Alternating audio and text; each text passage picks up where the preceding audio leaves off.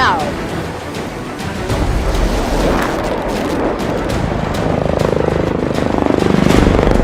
Lo and behold, now have a Trishul in the sky.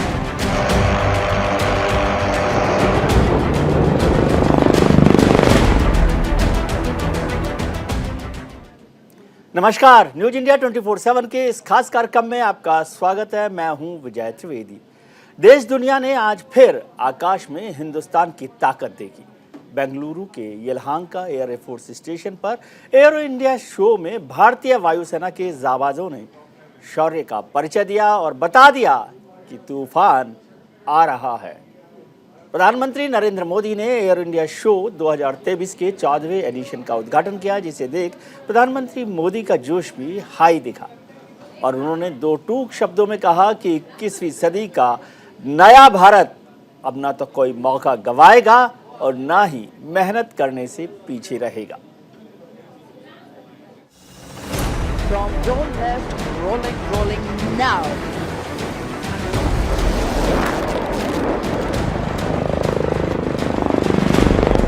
Lo and behold, now have a Trishul in the sky.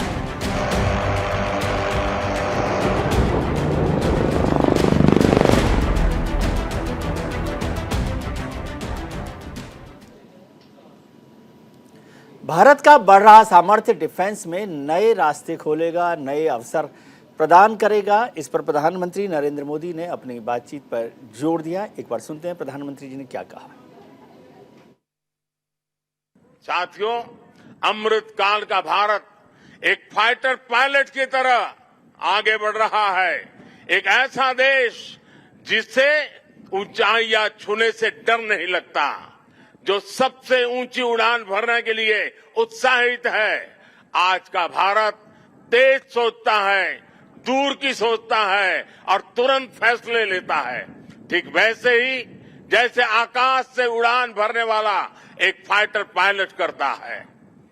और सबसे महत्वपूर्ण बात, भारत की रफ्तार चाहे जितनी तेज हो, चाहे वो कितनी भी ऊंचाई पर क्यों न हो, वो हमेशा अपनी जड़ों से जुड़ा रहता है। आप भी जानते हैं कि डिफेंस एक ऐसा क्षेत्र है जिसकी टेक्नोलॉजी को, जिसकी मार्केट को और जिसके बिजनेस को सबसे कॉम्प्लिकेटेड माना जाता है। इसके बावजूद भारत ने बीते 8-9 साल के भीतर अपने यहां डिफेंस सेक्टर का कायाकल्प कर दिया है। इसलिए हम इसे अभी केवल एक शुरुआत मानते हैं। हमारा लक्ष्य है कि 2024-25 तक हम एक्सपोर्ट के इस आंकड़े को $1.5 बिलियन से बढ़ाकर $5 बिलियन तक ले जाएंगे। इस दौरान किए गए प्रयास भारत के लिए एक लॉन्च पैड की तरह काम करेंगे। अब यहां से भारत दुनिया के सबसे बड़ा डिफेंस मैन्युफैक्चरिंग देशों में शामिल होने के लिए तेजी से कदम बढ़ाएगा।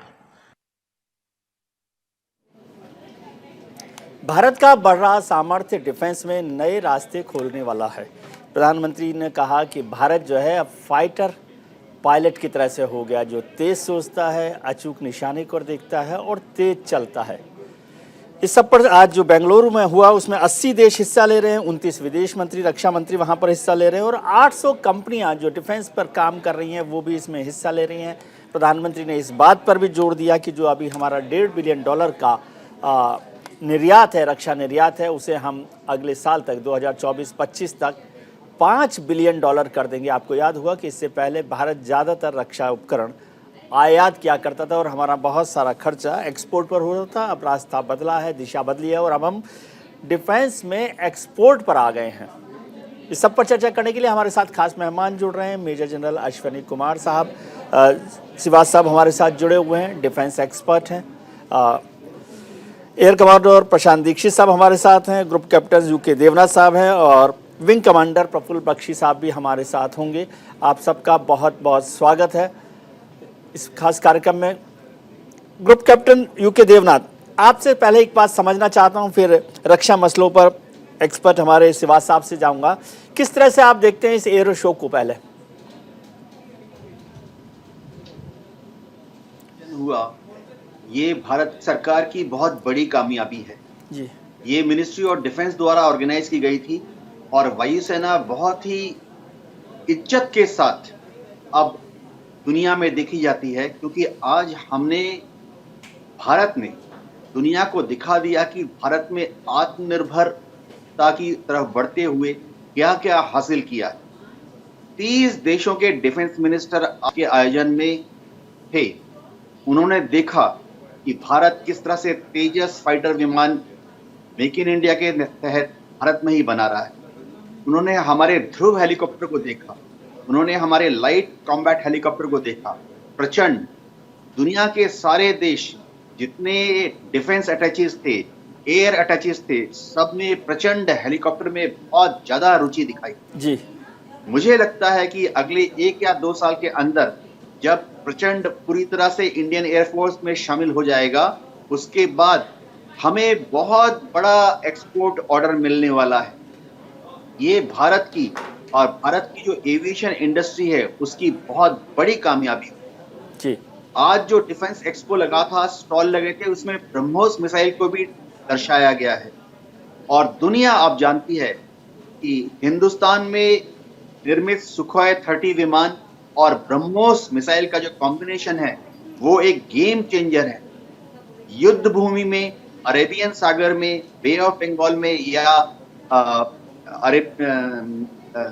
गल्फ की तरफ अगर हम बढ़े तो ग्वादर पोर्ट तक 230 और ब्रह्मोस मिसाइल की जो कॉम्बिनेशन है वो बहुत ही टैक्टिकली और स्ट्रेटेजिकली इंपॉर्टेंट साबित होगी। दुनिया के कई देशों ने ब्रह्मोस मिसाइल में इंटरेस्ट दिखाया है। शायद अगले कुछ वर्षों में हम ब्रह्मोस मिसाइल के जो अलग अलग वर्जन हैं, एक्सपोर्ट वर्जन हैं, उनको वियतनाम, फिलीपींस में एक्सपोर्ट भी करें जी। आज हमने भारत में निर्मित रडार को भी दर्शाया जी और भारत में निर्मित यूएवी तपस को भी डीआरडीओ ने डिस्प्ले किया। दर्शक लोग बहुत हर्षित होंगे ये सुनकर कि तापस यूएवी जो कि एक मीडियम ऑल्टीट्यूड पे उड़ने वाला long range technical recognitions UAV है, आज वो पूरी कार्रवाई की यलहंका एयरपोर्ट में जो कार्रवाई हो रही थी उसकी 12,000 फीट से डायरेक्ट लाइव टेलीकास्ट कर रहा था जी।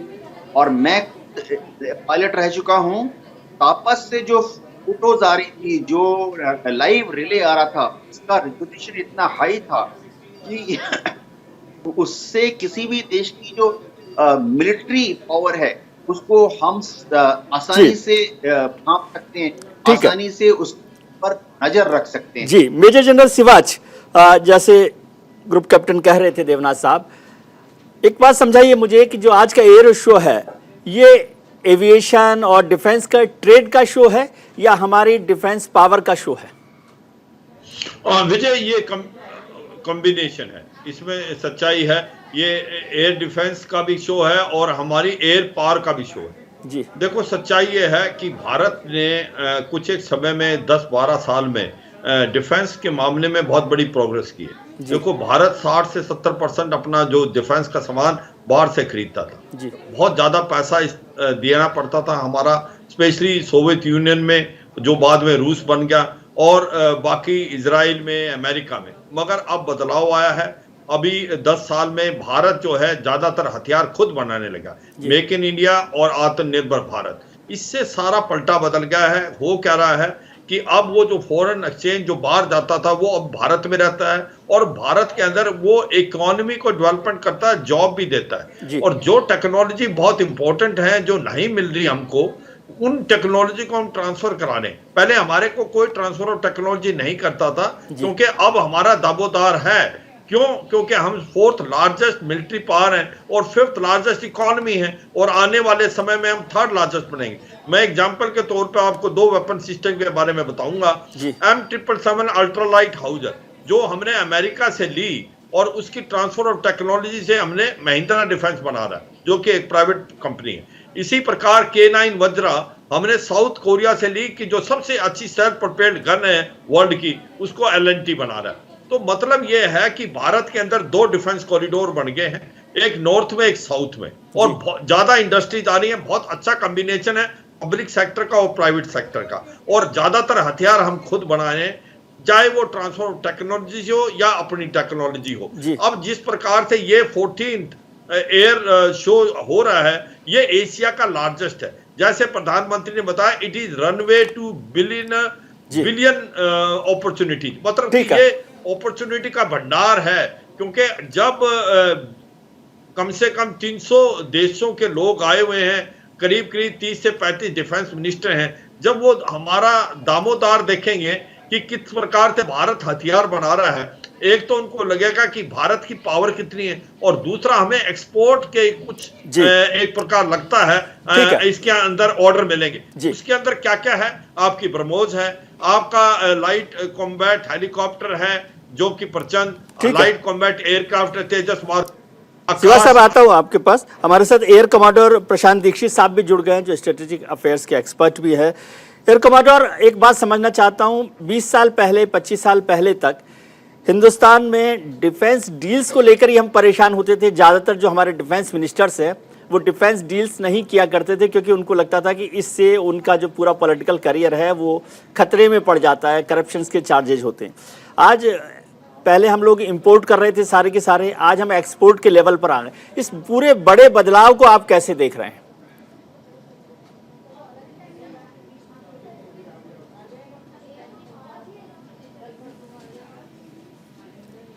आप अनम्यूट कर लें सर अपने को।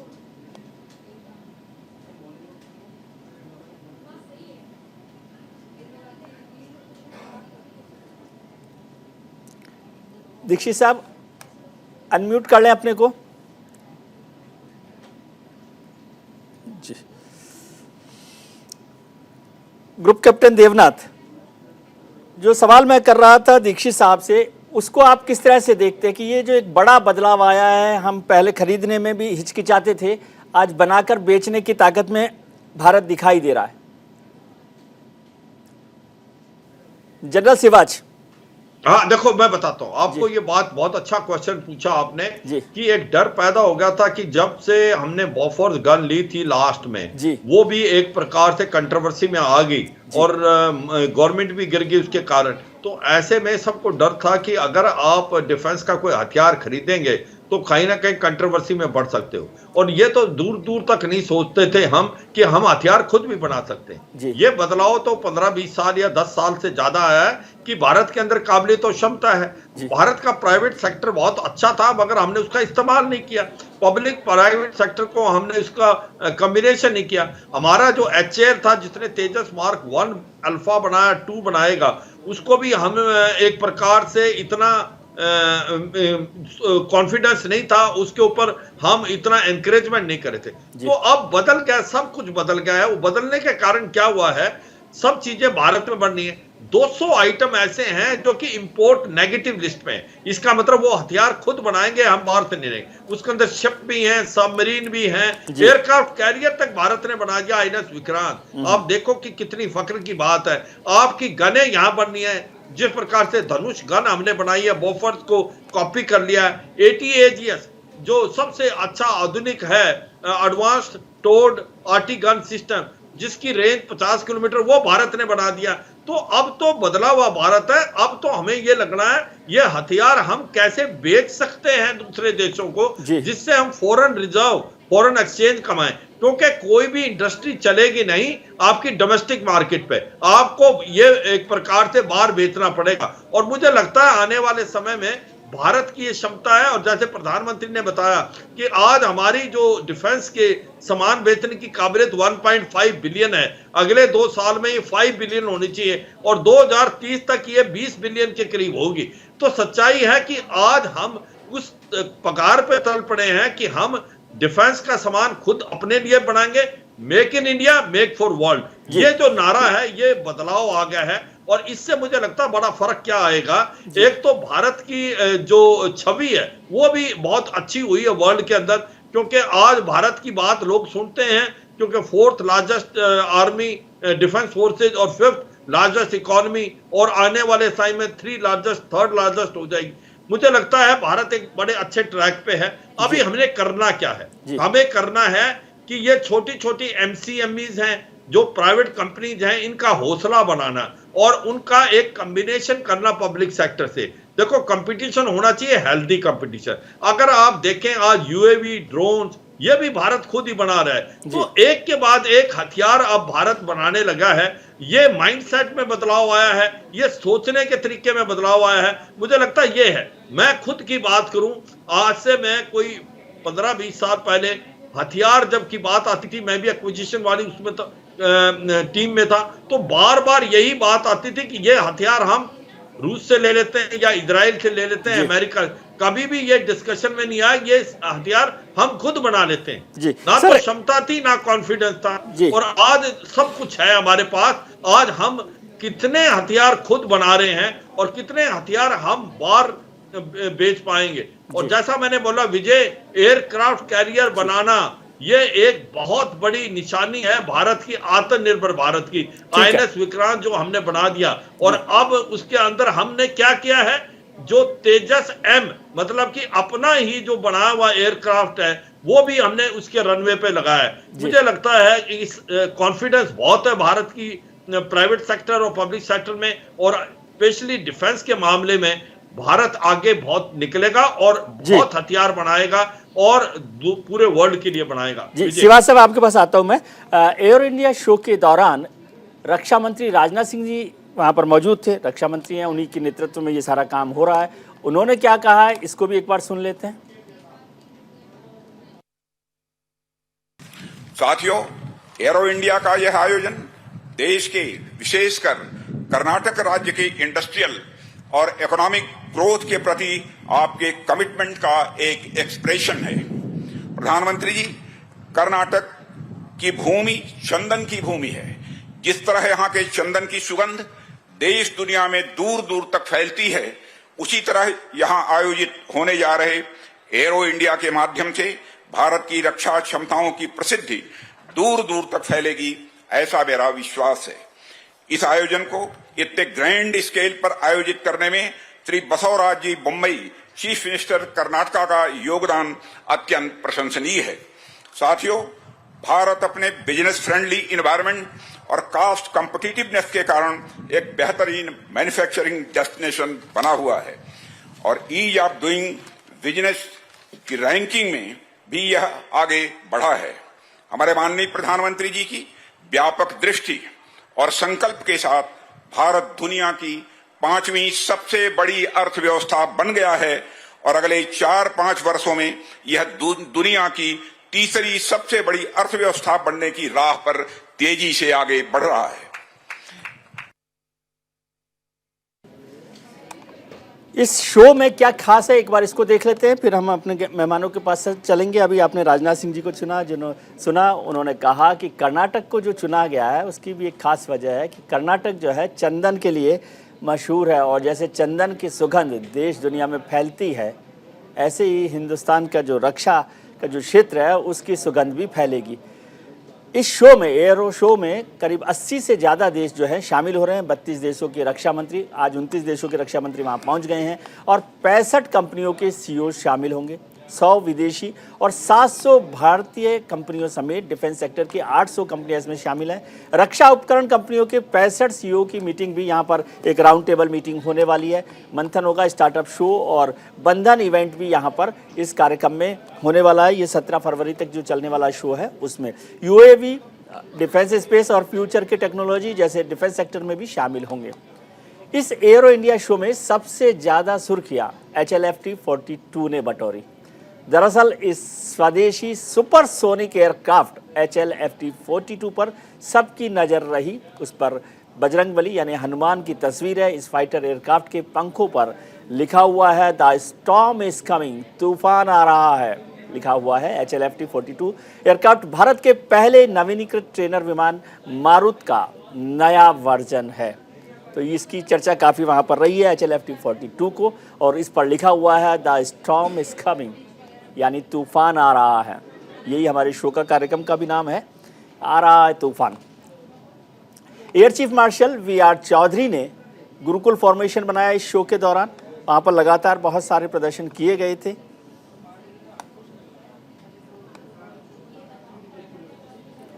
तो air chief marshal V R. Chaudhari ने गुरुकुल फॉर्मेशन बनाया था, उसको देखकर भी लोगों के जोश जो है वो बढ़ गया था। हमारे साथ मेजर जनरल अश्विनी कुमार सिवास साहब जुड़े हुए हैं। सिवास साहब, आप जिक्र कर रहे थे कि पहले जो है कभी चर्चा ही नहीं होती थी, केवल खरीद के लिए चर्चा होती थी कि किस देश से हमें क्या खरीदना है, अपने बनाने की या और तरह की चर्चा नहीं होती थी, या तो कॉन्फिडेंस नहीं था या इस पर सोचा ही नहीं गया। एक चीज़ और समझना चाहता हूँ, जो हमने अभी शुरू किया है, इसमें पहले एक बार हमारी जो प्राइवेट कंपनीज हैं, जो प्राइवेट सेक्टर है, उसको खासतौर से डिफेंस को लेकर शक की निगाहों से देखा जाता था।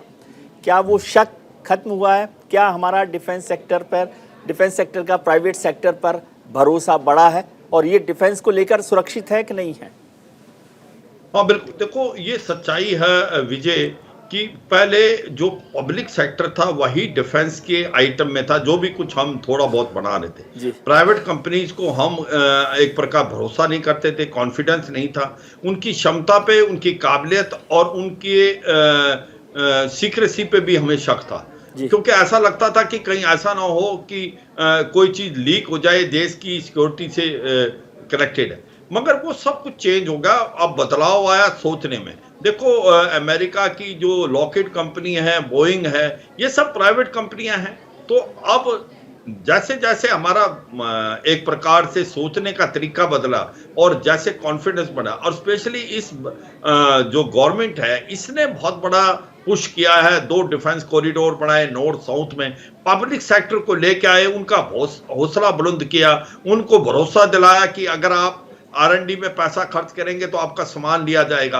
क्योंकि कोई भी वेपन सिस्टम बना नहीं सकते जब तक आप इन्वेस्ट नहीं करोगे, और बहुत हैवी इन्वेस्टमेंट होती है, और उसके अंदर आपको R&D पे भी पैसा खर्च करना है कि आप नए से नए हथियार बनाओ। और कल को एक कंपनी इतना पैसा खर्च कर देती है और उसका कुछ भी नहीं बिकता तो फिर उसका दिवालिया निकल जाएगा। तो ऐसे में मुझे लगता है एक कॉम्बिनेशन, एक कॉन्फिडेंस, एक फेथ गवर्नमेंट और प्राइवेट कंपनी के बीच में जो आया है, उसने सारा गेम चेंज करा है। देखो मैंने लास्ट 10-12 साल के अंदर जो बदलाव देखा है वो एक प्रकार से बहुत ही सराहनीय है और वो गेम चेंजर है। हो क्या रहा है, आज हमारा जो प्राइवेट सेक्टर है वो पब्लिक सेक्टर से मिलके एक से एक आधुनिक हथियार बना रहा है, और वो जो कि वर्ल्ड के अंदर कॉम्पिटेंट है, और उसके जो रेट्स हैं वो भी बहुत ही ज्यादा इकोनॉमिकल है। तो मुझे लगता है कि एक लेटेस्ट टेक्नोलॉजी और उसके अंदर कॉन्फिडेंस ये आया कि भाई ये एक आपको टाइमली हम देंगे। तो जिस प्रकार से हमने रूस के साथ ब्रह्मोस बनाया, बाकी आकाश मिसाइल हमने खुद बनाई, नाग मिसाइल हमने बनाई, अभी हमने ATAGS बनाया, धनुष बना दी, शिप बना रहे, सबमरीन बना रहे, एयरक्राफ्ट कैरियर, और जो चीज हम नहीं बना सकते, जिस प्रकार से इंजनों में प्रॉब्लम है, वो हम लेते हैं ट्रांसफर टेक्नोलॉजी। आज से 10-12 साल या 15 साल से पहले अमेरिका से आप ट्रांसफर ऑफ टेक्नोलॉजी की बात करो तो आपसे बात नहीं करता था, वो नेटो के अलावा किसी को नहीं देता। आज उसने M777 अल्ट्रालाइट हाउजर की टेक्नोलॉजी दी और हमारा महिंद्रा डिफेंस भारत में बना रहा है। K9 वज्रा की टेक्नोलॉजी हमने साउथ कोरिया से ली, L&T बना रहा है। तो ये सारा माइंडसेट चेंज होगा।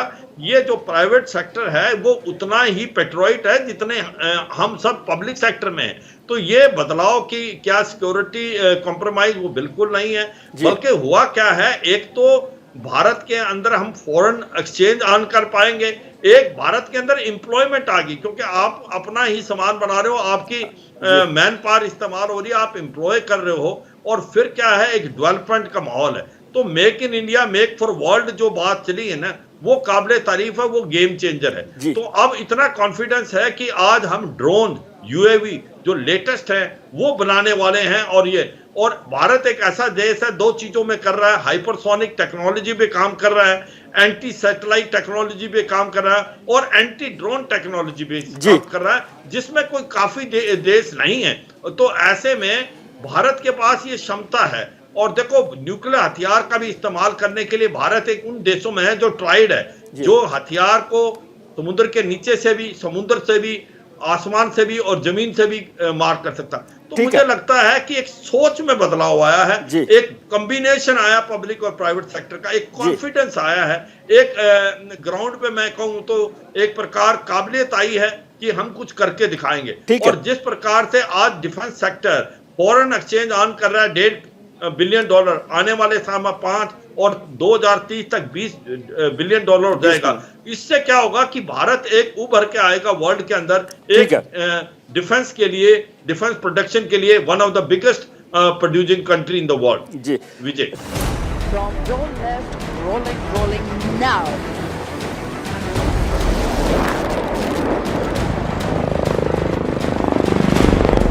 Lo and behold, now have a shield in the sky.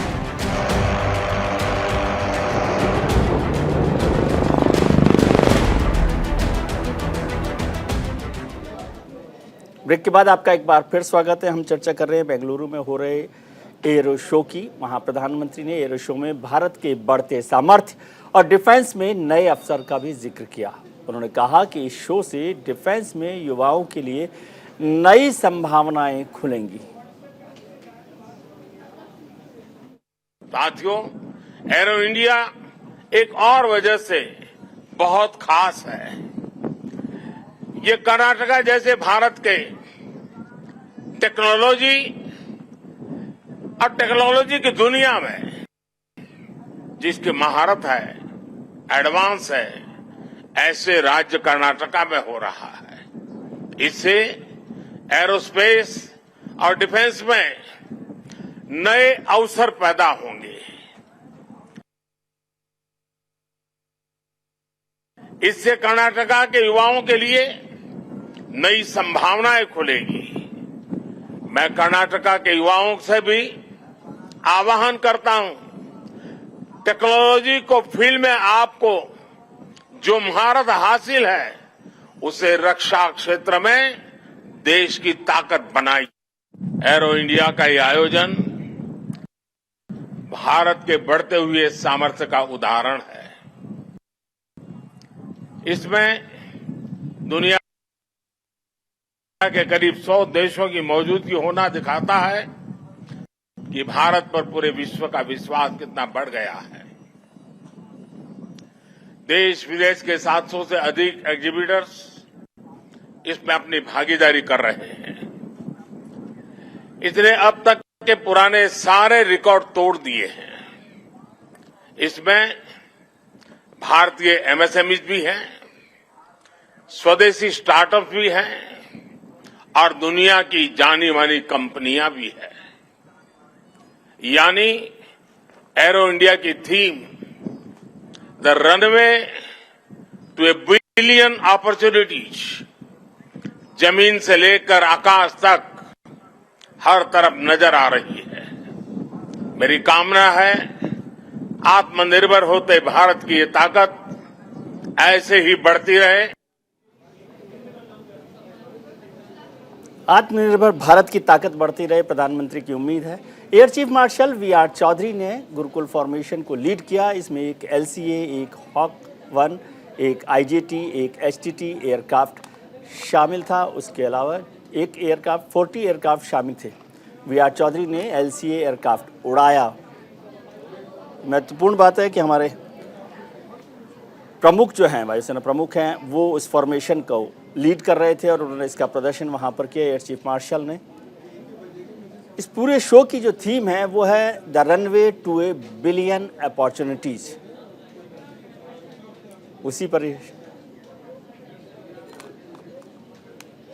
हमारे साथ खास मेहमान मेजर जनरल अश्विनी कुमार सिवास साहब जुड़े हुए हैं, डिफेंस एक्सपर्ट हैं। उनका सेना में भी बड़ा भारी एक्सपीरियंस है और डिफेंस के मसलों को बेहतरी से जानते हैं। सिवास साहब, जो ये बदलाव आया है, इसकी बड़ी वजह क्या है? ये थॉट प्रोसेस में जो बदला है, एक आरोप लगता रहा है, हालांकि आज का वक्त नहीं है, ये आरोप लगता रहा कि भाई पहले ये मौका नहीं दिया गया हिंदुस्तान के लोगों को, ताकि कमीशन का या और तमाम चीज़ें हैं उसका हिस्सेदारी मिलती रहे।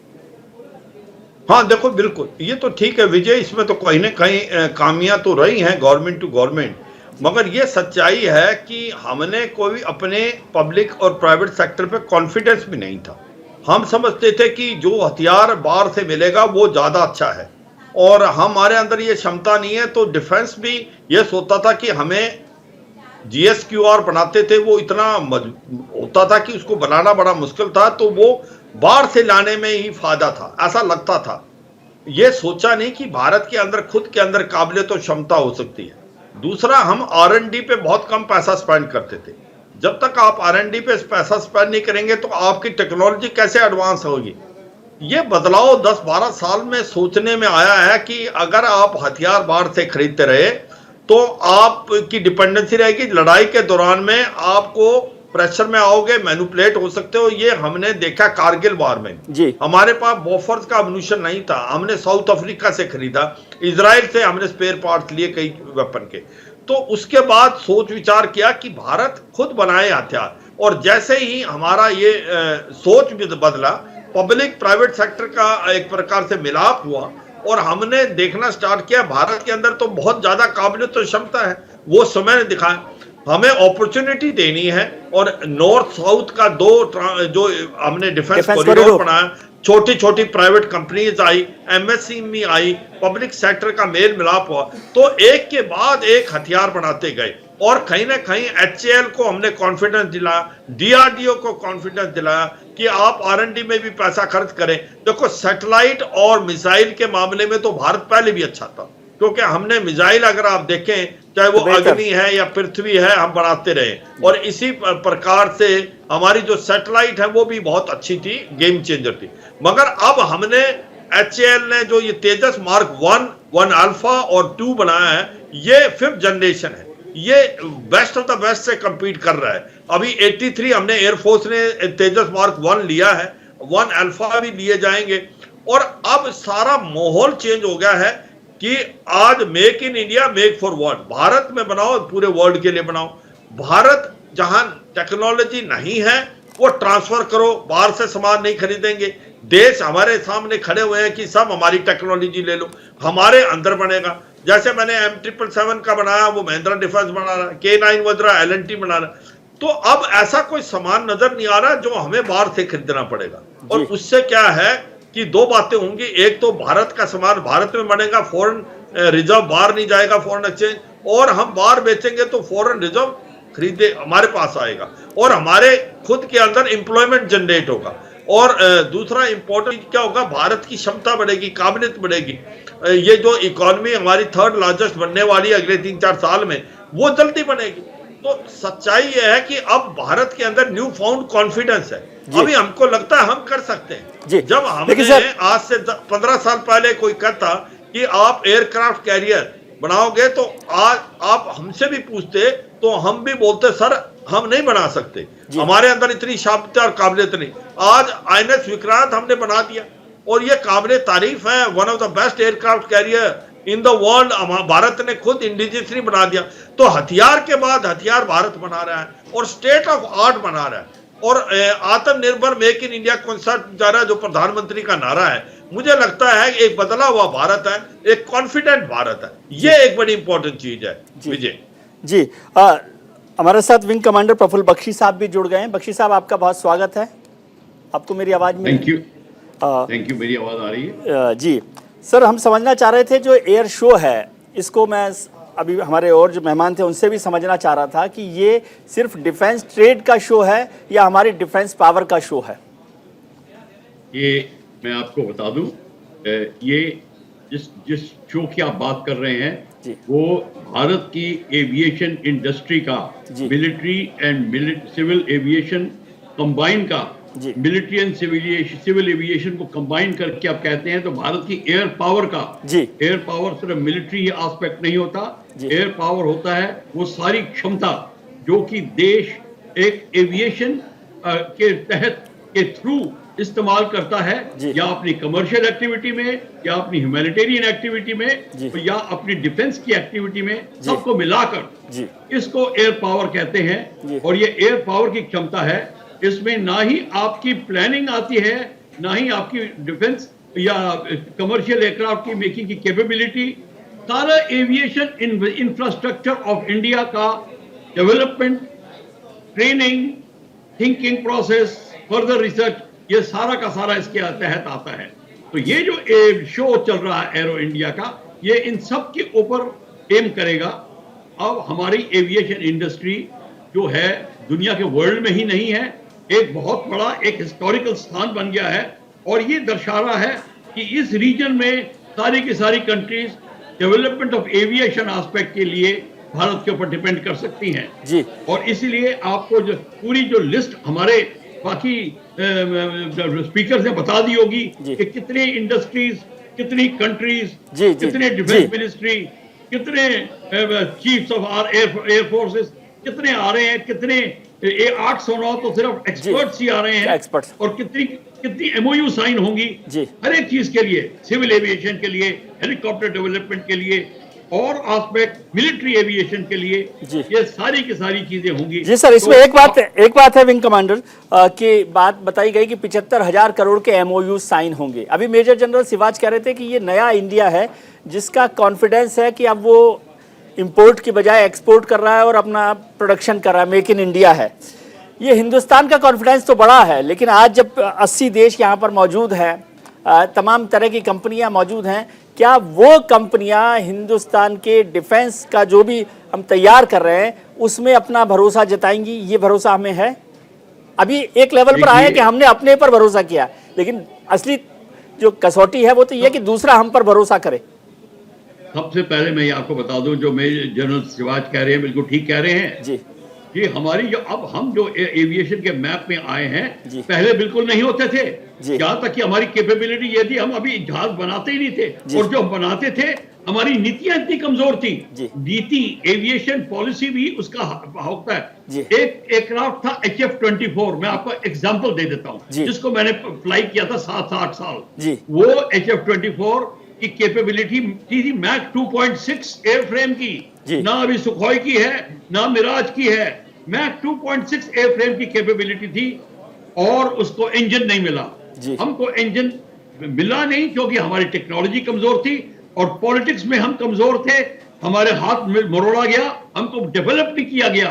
फार्नबरो एयर शो के एक HF-24 की 1967 की रिपोर्ट थी कि अगर थर्ड वर्ल्ड कंट्री अगर ये डेवलप हो गया तो by 2000 no third world country will fly any western aircraft. और इसलिए एक बड़ा साजिश के साथ इसको ग्राउंड किया गया।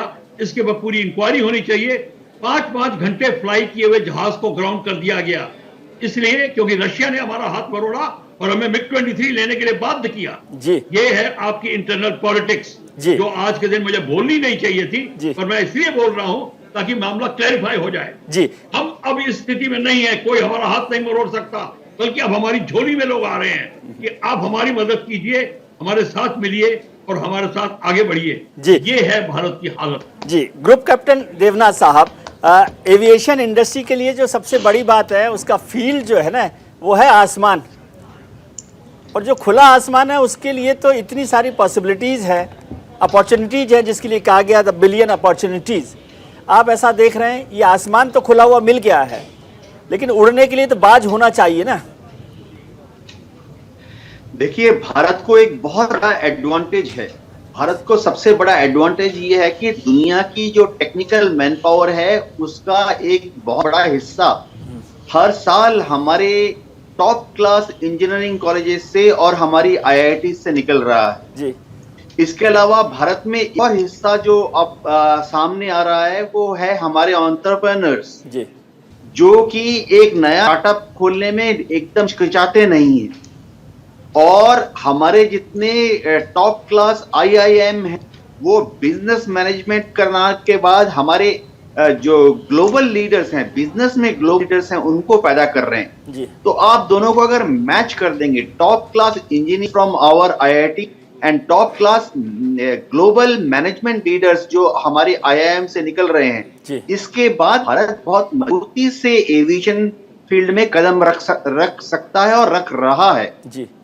लेकिन सर मैं आपको बता दूं जी जी जी आज की तारीख में हिंदुस्तान एरोनॉटिक्स लिमिटेड में इतनी पावर है कि वो थोड़ा सा मदद इंजन क्षेत्र दूसरे देशों से चाहिए, लेकिन पूरा का पूरा एयरफ्रेम, पूरा का इलेक्ट्रॉनिक सिस्टम हम भारत में ही बना सकते हैं जी। भारत में हमारी जो DRDO के हैं, ADE एरोनॉटिक्स डेवलपमेंट एस्टेब्लिशमेंट, और उनके जो एसोसिएटेड इलेक्ट्रॉनिक लैब है LRDE इलेक्ट्रॉनिक्स डेवलपमेंट एस्टेब्लिशमेंट, वहां पे बेहतरीन एविएशन रिलेटेड इलेक्ट्रॉनिक प्रोडक्ट्स बनाए जा रहे हैं जी। सिर्फ एक कमी है कि भारत में अब तक हम एक इंजन नहीं बनाए जी। हमने भारत में कावेरी इंजन बनाने की कोशिश की, लेकिन किन्हीं कारणों से शायद हमारी जो मेट्रोलॉजी थी वो उस वक्त इतनी प्रगतिशील नहीं थी। लेकिन अब मेधानी में हम बेस्ट मेट्रोलॉजिस्ट को ले आए हैं और बहुत जल्दी भारत में हम जो इंजन के जो अलग तरह के मिश्र धातुओं की जरूरत पड़ती है उनको भारत में ही बना पाएंगे। तो मेरा ये मानना है कि अब 5 या 10 साल में भारत एविएशन क्षेत्र में उभर के आएगा। जी जी ठीक है। बख्शी साहब, एक बात समझना चाहता हूँ, सिवाज साहब से मैंने ये सवाल पूछा था, मैं ये समझना चाहता हूँ कि ऐसा क्या कमाल हो गया कि इस 10 साल में हिंदुस्तान में कि सब कुछ तस्वीर बदल रही है। सरकार की पॉलिसी के लेवल पर हुआ, डिफेंस के लेवल पर हुआ, या हिंदुस्तान जो है अचानक ही आगे बढ़ गया है? क्या ऐसा अचानक हो गया 10 साल में? 75 साल में से ये 10 साल ऐसे हैं जिसमें सब कुछ तस्वीर बदल गई है? बिल्कुल, मैं आपको इसका जवाब देता हूँ, पर सबसे पहले मैं आपका ध्यान केंद्रित करता हूँ कि हमारे बोलने से पहले प्रधानमंत्री ने क्या बोला। जी, प्रधानमंत्री ने बोला this day is the runway of million opportunities. Yes, billion opportunities. और उसने ये कहा कि अमृतकाल का Bharat is like a fighter pilot which looks for height, looks for speed and looks for further expansion and adventure. Yes. ये जो है expansion की बात है, इस पे मैं जोर दे के कह रहा हूं कि पहले जो था हमारी नीति ऐसी थी कि हम लोग बनाना नहीं चाहते थे। मैं उस समय जब HF-24 में फ्लाई करता था, हम HAL जाते थे, वहां HAL वाले रोके कहते थे कि हमें बनाने नहीं दिया जा रहा। DRDO वाले कहते थे हमको आगे बढ़ने नहीं दिया जा रहा। हाँ, ऐसी नीतियां बनी है। ये जो जब आपकी दुश्मन, आपकी लड़ाई हार की जीत माइंड में होती है, पहले हम पहले ही हार चुके थे, हम बनाना ही नहीं चाहते थे, हम बैकआउट करते थे। और दूसरी बात है, फॉरेन कोलैबोरेशन से लोग बड़े खुश होते थे कि पैसा आएगा, हम बाहर जाएंगे, बाहर लैंड लेंगे। ये सारा का सारा स्कैंडल चल रहा था। इस स्कैंडल को प्रधानमंत्री ने एकदम से जड़ से हटा दिया है, तभी आपका पौधा उग रहा है और तभी आप ऊपर बढ़ने लगे हैं। तो पिछले जो 8-10 साल में आपने देखा, वो पिछले 70 साल में नहीं देखा था। ये जो चीज थी, और बाद में गलती से HF-24 बन गया था क्योंकि एक जर्मन डिजाइनर ने बनाया था, उसको भी उन्होंने मार दिया। वो इसलिए कि सबके पेट कटते थे। तो जब आपकी नीति बदल गई है, अब आप देख रहे हैं कि आप रनवे अपॉर्चुनिटी खुल गया है और स्काई इज द लिमिट। तो अब ये बात बियॉन्ड द स्काई जा रहा है। अब तो एयर एंड स्पेस फोर्स बन रही है। तो ये जो चीज जो आपको बताना चाहता हूं, इसके बाद भारत कभी पीछे मुड़ के नहीं देखेगा और एशिया पैसिफिक जोन में भारत को लीडरशिप मिल रही है। और जितनी कंट्रीज होंगी, छोटी मोटी कंट्री जितनी IOR की हैं, वो सारी भारत की तरफ देख रही हैं। वही नहीं, वेस्टर्न पावर देख रही हैं। फ्रांस चाहता है रफाल उनके साथ मिलकर बनाए, अमेरिका चाहता है F-18 हम उनके साथ मिलकर बनाए। सडनली कैसे चेंज हो गया? अमेरिका ने हमारे को हर बार ऑफर किया। उन्होंने 71 में फ्रीडम फाइटर ऑफर किया, उसके बाद उनको A7 कॉर्सेर ऑफर किया, फिर 80s में F-22 टाइगर शार्क ऑफर किया, पर किसी की जॉइंट मेकिंग की स्कीम में बात नहीं करी। अब वो खुद बात कर रहा है क्योंकि उसकी पॉलिटिकल रिक्वायरमेंट आ गई है। तो आप ये मत सोचिए कोई हमसे प्यार हो गया है, अब उसकी पॉलिटिकल रिक्वायरमेंट आ गई है, क्योंकि हमारी ताकत बढ़ गई है। जी जनरल सिवाज, बख्शी साहब कह रहे हैं, प्रधानमंत्री जी ने कहा कि हिंदुस्तान जो है अब फाइटर पायलट की तरह से लड़ रहा है। एक्सपेंशन है, पावर है, एनर्जी है, स्पीड है। कैसे आप समझते हैं फाइटर पायलट और हिंदुस्तान को? देखो विजय, एक चीज समझनी पड़ेगी कि आप एक स्ट्रॉन्ग मिलिट्री पावर नहीं बन सकते जब तक आप एक स्ट्रॉन्ग इकोनॉमिक पावर नहीं। ये एक सिक्के के दो पहलू हैं। ये भी हमें ध्यान देना है कि जैसे जैसे हम इकोनॉमिकली स्ट्रांग हो रहे हैं, ऐसे ऐसे हम मिलिट्री स्ट्रांग हो रहे हैं। इसीलिए ये जो बाकी देश हैं वो हमारे साथ कोलैबोरेशन कर रहे हैं। ट्रांसफर ऑफ टेक्नोलॉजी तो कोई देता नहीं था भारत को, और वो अमेरिका जो नेटो को नहीं देता वो हमको क्यों देगा? मगर आज सब के सब कहते हैं कि सब हम आपके साथ कोलैबोरेट करने को तैयार हैं, ट्रांसफर ऑफ टेक्नोलॉजी करने तैयार। अब जो क्वेश्चन आपने पूछा, जैसे एक फाइटर पायलट की तरह भारत कुछ इसी तरीके से जा रहा है, एक खुले आसमान की तरफ आगे बढ़ रहा है, नई अपॉर्चुनिटीज के साथ कोलैबोरेशन कोऑर्डिनेशन कर रहा है, अपने जो पब्लिक और प्राइवेट सेक्टर का तालमेल कर रहा है, किसी के अंडर प्रेशर नहीं है। और अब हो क्या, R&D में पैसा खर्च करें। आपको यह समझना चाहिए विजय, जब तक आप R&D में पैसा नहीं स्पेंड करोगे तो आप नई टेक्नोलॉजी नहीं बना सकते। और यह विडंबना है, मैं मानता हूं कि आज तक हम इंजन नहीं बना पाए, मगर जैसे मेरे कुलीग बोल रहे हैं एयरफोर्स से, अगले 5-10 साल में हम बना देंगे, क्योंकि उसकी तरफ हमने ध्यान नहीं दिया ज्यादा और हम हरदम अपने ही पॉलिटिक्स में इन्वॉल्व रहे। अब ये माइंडसेट बहुत चेंज हो गया। देखो, जब आपको हुक्म दे दिए जाते हैं विजय लड़ाई में कि आपको ये हथियार बाहर से नहीं मिलेंगे, आपको खुद बनाने हैं, तो खुद पे खुद हमने बना दिए। 200 के करीब जो आइटम है भारत खुद बना रहा है, एक से एक बढ़ के है, सबमरीन है, शिप है, एयरक्राफ्ट कैरियर है, धनुष जो गन है, उसके बाद ATAGS है, आकाश मिसाइल है, आपकी नाग मिसाइल है, आपके LCA आ गया है, ALH आ गया है, LCH आ गया है, तेजस मार्क 1 आपका जो लाइट कॉम्बैट एयरक्राफ्ट आ गया। तो ये एक के बाद एक माइंडसेट चेंज हुआ। एक प्रकार ऐसा लग रहा है कि भारत के अंदर काबिलियत और क्षमता थी, कहीं कॉन्फिडेंस नहीं था, कहीं अपॉर्चुनिटी नहीं था, कहीं ड्यू टू पुअर पॉलिटिक्स था। अब ये सब चीजें हट गई हैं। अब यही है, make in India make for world, देश के लिए करना है। ये मुझे लगता है एक बहुत बड़ा क्लियरिटी है, पॉलिटिकल सेटअप में भी एक क्लियरिटी है, गवर्नमेंट में भी है। ये भारत को आगे ले जाना है, वो कैसे हो सकता है। और मुझे लगता है अब जिस प्रकार से गवर्नमेंट ने 2 डिफेंस सेक्टर बनाए हैं, एक आपने बना दिया है नॉर्थ में, यूपी के अंदर, साउथ में बेंगलोर के पास, तो सारा ध्यान ये है कॉम्बिनेशन करो, कोऑर्डिनेशन करो, कोऑपरेशन करो और किसी तरीके से state of art weapon system बनाओ। ठीक है देवनाथ साहब, सिवाज साहब ने कहा कि अब जितने इफ एंड बट्स थे वो खत्म हो गए हैं। आसमान से जो धुंधलका था, जो फॉग था, वो साफ हो गया है। तो अब कोई टर्बुलेंस बची है? टर्बुलेंस थोड़ी सी बात, हम ट्रेड और बीस की बात कर रहे हैं, एक्सपोर्ट की बात कर रहे हैं। 2 चीजें बहुत जरूरी है। एक तो ये ऐसा एरिया है जिसमें कि इन्वेस्ट बहुत ज्यादा की जरूरत पड़ती है। कोई 100 करोड़ इन्वेस्ट से या 200 करोड़ इन्वेस्टमेंट से कुछ नहीं होता है। जैसे मैं एग्जांपल बताता हूं, टाटा और एयरबस कर अब C295 में बनाएंगे गुजरात में, बड़ौदा के पास। तो उसको शुरुआत में ही आप अगर देखें तो 2,000, 3,000, 5,000 करोड़ रुपए की इन्वेस्टमेंट चाहिए है।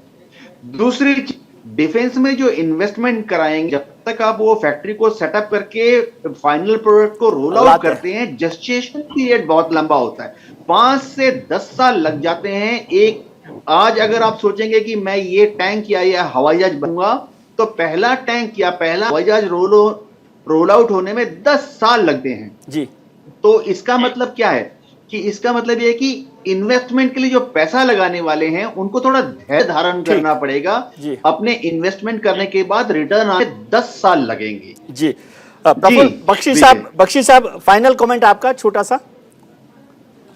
देखिए, मैं कमेंट की बात है, मैं अपने दोनों साथियों से एब्सोल्युटली एग्री करता हूं, पर आपको मैं ये बता दूं कि ये जो इन्वेस्टमेंट जो हो रही है वो डायरेक्टली रिलेटेड टू हमारी इंडस्ट्रियल कैपेबिलिटी होती है। जब हमारी लोकल इंडस्ट्री बढ़ेगी, let me tell you one thing, industrial revolution जिन जिन कंट्री को सक्सेसफुल हुआ, उनकी कंट्री डिफेंस में आगे बढ़ी। रेवोल्यूशन इन मिलिट्री अफेयर्स यही सिवाज साहब कह रहे हैं जी। जब आप एग्जैक्टली तो वो आपकी डिफेंस इंडस्ट्री आपकी बेसिक इंडस्ट्री होनी चाहिए। अभी तक तो आप टैंक ग्रेड मेटल नहीं बनाते, अभी तो आप आर्टिलरी गन ग्रेड मेटल नहीं बनाते।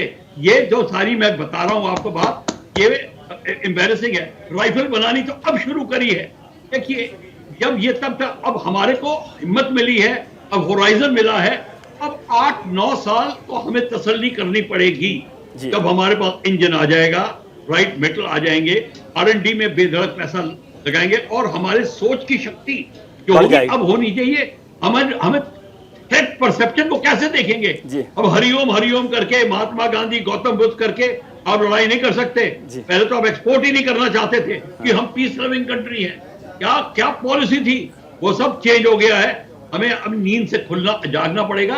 आप देखेंगे आप जीत आपकी झोली में बैठी होगी जी। चलिए, आप सोच जी, बहुत बहुत धन्यवाद। शायद यही मैसेज आज के एयर शो में था कि द स्टॉर्म इज कमिंग। आप लोगों का बहुत बहुत शुक्रिया। मेजर जनरल सिवाज, ग्रुप कैप्टन यूके देवनाथ और विंग कमांडर प्रफुल्ल बख्शी साहब, आपका बहुत बहुत शुक्रिया। हम चर्चा कर रहे थे एयर शो की। न्यूज इंडिया पर इस कार्यक्रम में तो इतना ही, लेकिन आगे खबरों का सिलसिला जारी है, इसलिए कहीं मत जाइएगा। छोटे से एक ब्रेक के बाद तुरंत लौटते हैं। From your left, rolling now.